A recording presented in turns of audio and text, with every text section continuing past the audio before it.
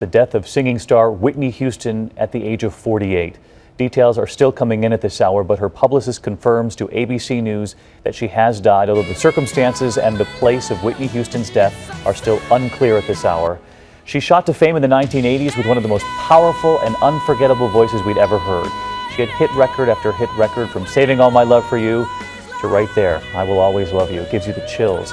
She won Grammys and made hit movies along the way, including The Bodyguard and Waiting to Exhale. 55 million records sold in the U.S. alone, and Whitney Houston influenced a generation of other singers, from Mariah Carey to Christina Aguilera. Her success was hurt, as many of you know, by her long and very public struggle with drugs. She admitted using cocaine, marijuana, and pills, and she told our Diane Sawyer in that interview 10 years ago that, quote, "The biggest devil is me. I'm either my best friend or my worst enemy."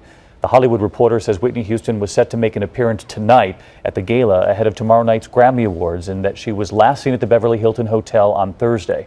She had recently been working on a new album in the last couple of years, had been working on a comeback. It's believed that the crime lab is now at the Beverly Hilton Hotel, where reportedly Whitney Houston's body was found. We had reported earlier this evening that was the last place she was seen alive. She was to have performed at a Clive Davis gala tonight before the Grammy Awards, reporting on the death of Whitney Houston at the age of 48 tonight. And I'm joined on the telephone by ABC News contributor Chris Conley. And Chris, you and I were talking during the break about I Will Always Love You, which is playing right here on the screen. It gives you chills to watch it now, and we all remember that 1991 Star-Spangled Banner performance at the Super Bowl.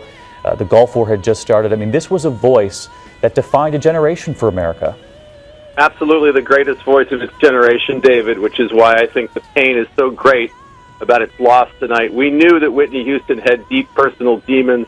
She'd been upfront about her struggles with drugs and substance abuse, had taken steps to rectify that, had tried that comeback tour a couple of years ago, but the voice didn't quite sound the same.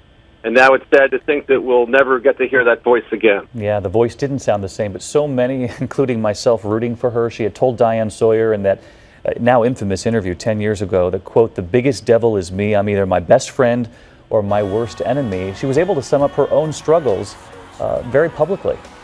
Yeah, and I think everybody, as you say, was rooting for her. No one more than Clive Davis discovered her, who crafted that great first record, who was always her champion, who brought her back with that comeback record, and at whose pre-Grammy party tonight she was apparently scheduled to sing. So the loss is incalculable for what we'll never get to hear. She was also loved for her work in Hollywood on movies like The Bodyguard, Waiting to Exhale. 55 million records sold, and I Will Always Love You, by the way, was written and first performed by Dolly Parton, and even Parton through the years said she was stunned by Whitney Houston's rendition of her own song.